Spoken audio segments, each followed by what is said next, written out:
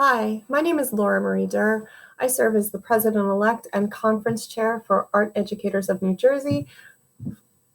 I am also sharing this with some other states, so thank you for joining me today to see my presentation entitled The Shared Meal, How My Artistic Practice Influenced My Teaching Practice and Vice Versa.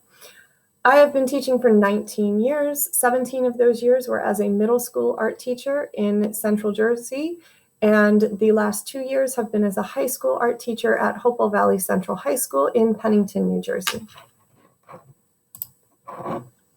I want to start this presentation by sort of giving you a menu of the topics that will be explored. We're going to go through sort of a cycle that starts with teaching, talks about society, talks about art making, talks about connections, and then goes back to talking about teaching. I'm going to explore the setting, the roadblocks that I experienced, a chance encounter and an idea, building a body of work, talking about a body of work, curating a show, an unexpected surprise, and then bringing the idea back into the classroom.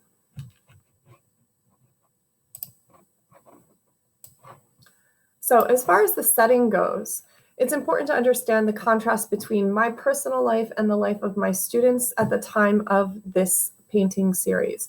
This painting series started in the year 2016, and at that time I'd been teaching for roughly 15 or 16 years, and my life was pretty stable. I came from a family that was pretty boring, pretty traditional, pretty stable. My father had been a farmer. Anyone who knows a farming community, it's often a very interconnected community that is supportive of each other, and where that sense of community and that sense of community connection is really valued by the people. I personally am and was passionate about eating. At the time, I was sort of recovering with some issues about food that I was sort of dealing with, some eating issues. I personally have access to really high quality food. I also would consider myself somebody who views food as entertainment. So my boyfriend and I regularly visit really fancy restaurants that will save up money for months to go someplace. And that's sort of one of the things that we do for fun. We're food enthusiasts. He doesn't like the word foodie, but we're foodies. We are financially secure, and we are also food secure, which let's talk about my students. At the time, my students were quite different than my own life and my own reality. So there's oftentimes my students were sort of living in complicated familial relationships. They might be living with extended family. They might be living in foster care, separated homes, divorced homes, difficult home life situations, a lot of really complicated situations. The population was far more urban than my own, even though where I taught was suburbia. A lot of the students spent a lot of their time in cities near their town. Where they lived tended to be food deserts. Getting to a grocery store was not always an option. Corner stores, convenience stores, bodegas, those were where people were able to get food. Even fast food were sometimes the only options that the families had if they didn't have a car and they weren't able to get out of their immediate neighborhood to get to a grocery store. At the time, 48% of the students in my school were receiving free and reduced lunch.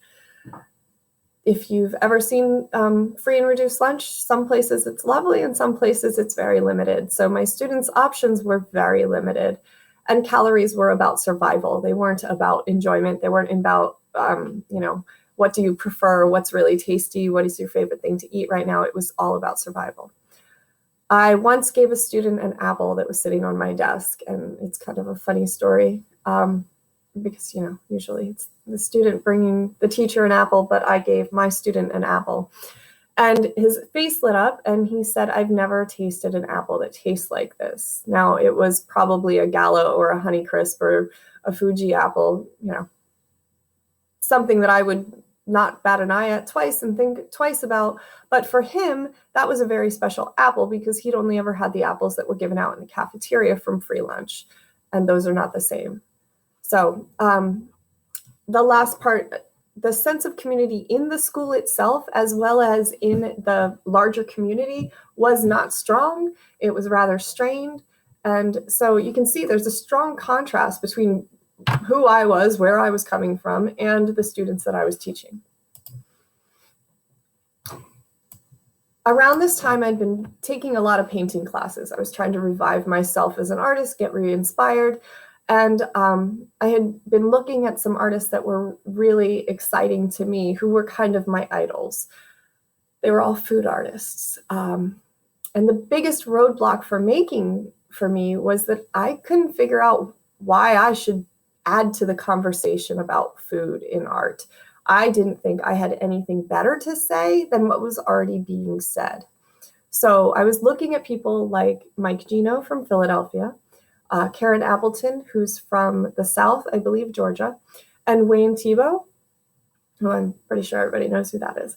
And I was looking at these artists. I just thought, like, they're really good, and I don't have anything good like that's going to stand up to this. So why should I bother?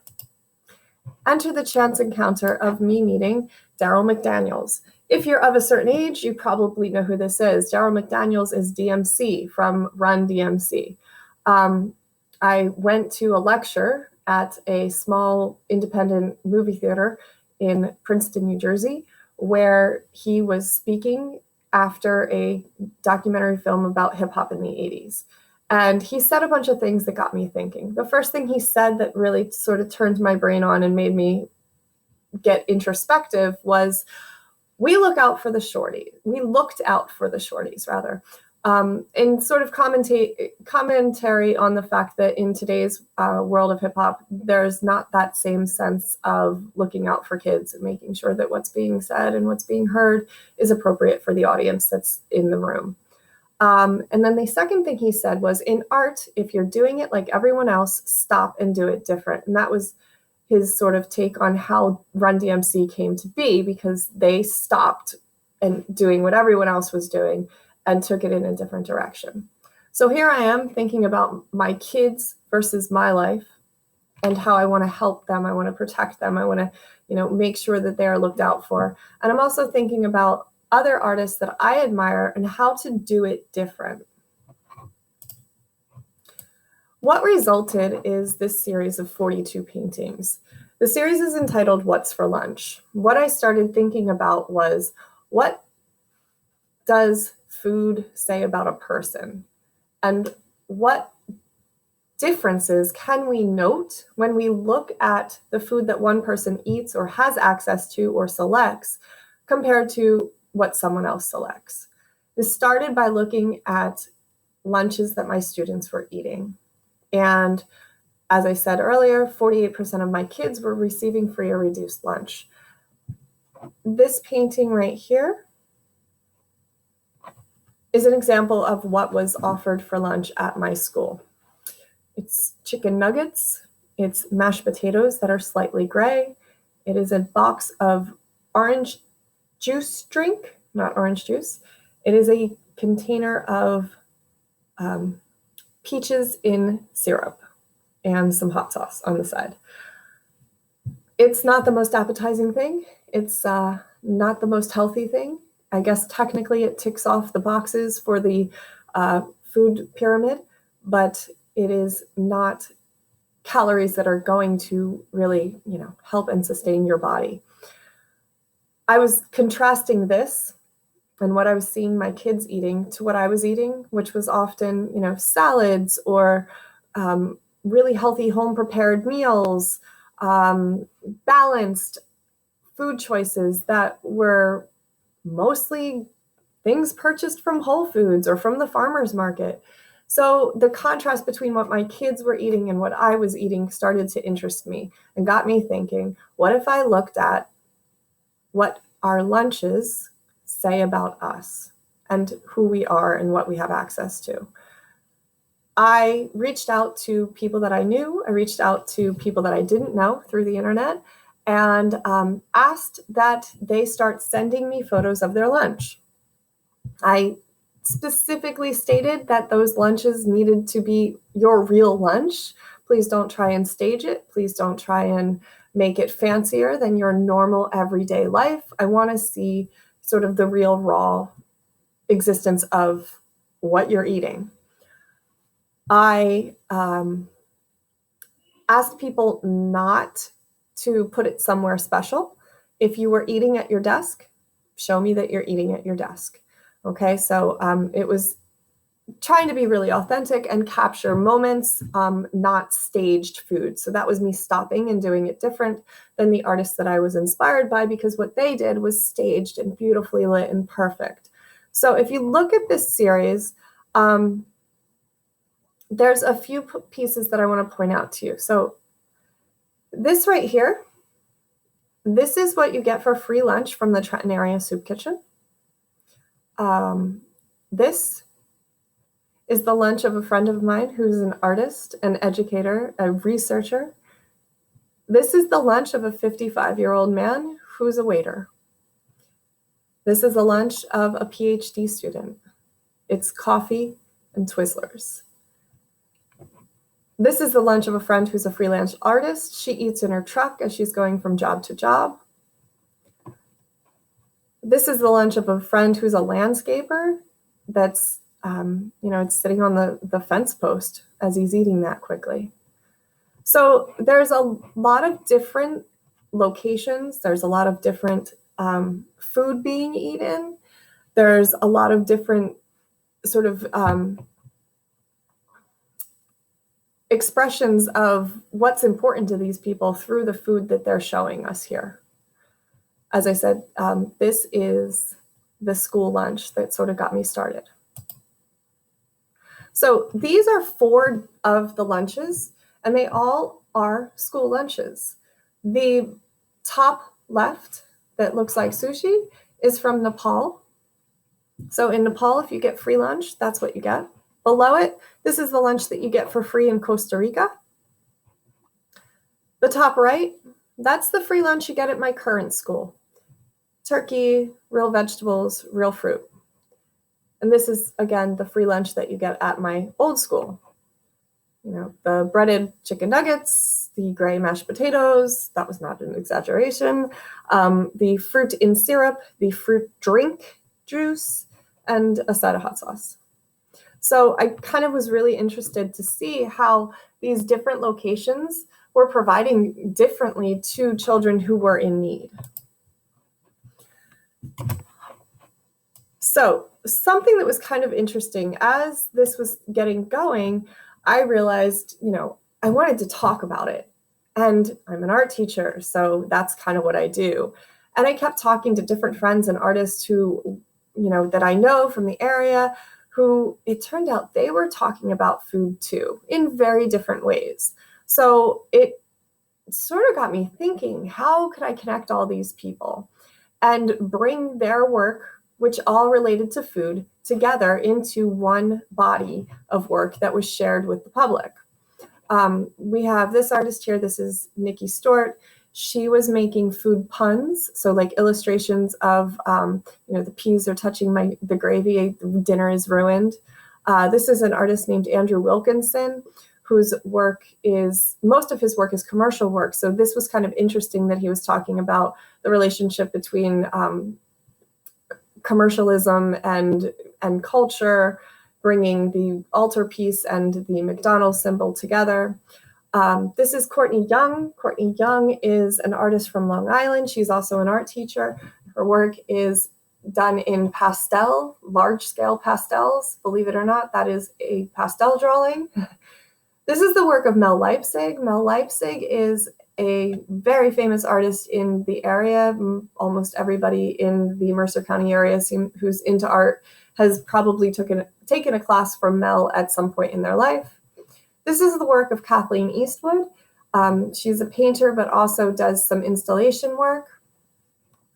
This is a sound piece, which unfortunately we don't have access to, but by a friend named Jeffrey Kobold, who was working with the idea of grocery lists and the process of going shopping and procuring foods. This is the artwork of Christine Cleary. She is an art educator in South Jersey, and this is the work of Alia Ben-Slimon. She is a Tunisian artist who lives in my area, who was creating work around the idea of her allergies and how they impact her. So these artists came together to present the shared meal. And all of a sudden, I went from being an art teacher and a member of the Board of Art Educators of New Jersey to also being a curator. This was a wonderful experience for me because I learned so much more about the art world and how that works. The show was up for a month in Artworks in Trenton, New Jersey, which is a really phenomenal gallery that also does a lot of arts outreach for the area. And we actually did a fundraiser to share the work and to make a difference. I had been thinking about all of this because of my students, right? So if you take this back, I started the conversation about food and about painting, thinking about my students who were underprivileged. And what I wanted to do in having some sort of fundraiser was to make a difference to their community. A lot of those kids were accessing food from the Trenton area soup kitchen. So I reached out to my friend Joe, who is a chef at a really lovely restaurant in Princeton, but he grew up in Trenton and he still lives in Trenton. And I said, would you be interested in doing an on-site meal, doing an on-site dinner as a fundraiser? And he was on board. And so it took off, and we had a dinner for 26 people seated in the middle of the gallery. And that dinner raised $1,500 for the charities that we split it with. So we gave half that money to Artworks to support their programming, and we gave the other half of that money to the Trenton Area Soup Kitchen to support their programming. It was a lovely preview of the show. So the people who came got to see the show before it opened. And it was a really interesting way to connect different people who were not from the same communities, who were not friends, at this long table and share a conversation, share a meal together in the space around food with this conversation around food. So a couple of really cool things happened that were completely surprising to me. Someone attended the show who was a podcaster for Jersey Arts, and they asked to interview me. So if you scan this QR code, it will take you to the interview with me talking about the show and the thoughts behind it. Edible Jersey is one of those really beautiful free magazines that is put out. I've seen them in different cities and different towns. Edible Jersey puts together just beautiful, beautiful articles about the local food scene, and it's always free, and they put them out at restaurants in different places. Edible Jersey did a story on my series of paintings, which blew my mind that anyone cared and wanted to hear about it and wanted to learn more about it. And then randomly, someone from the Boxed Lunch Lifestyle blog reached out to me, completely cold call. She's from Minnesota, and she had heard about the show. She had heard about the work, and she wanted to talk to me about what I was doing. So I had the opportunity to be interviewed with her, and you can see all of those things in these links. So let's get back to teaching, though, right? This is an art education conference. What the heck does this have to do with teaching? Without my students, this series would not have happened. I'm convinced of that. I would have just painted food, and I wouldn't have been thinking socially, and I wouldn't be thinking about treating it kind of like a research project where I wanted to find out more about, does food say something about who you are? Does food say anything about what kind of access you have? So without my students, I wouldn't have 42 paintings of food. I wouldn't have made a show. I wouldn't have been able to donate money to really important causes in my community.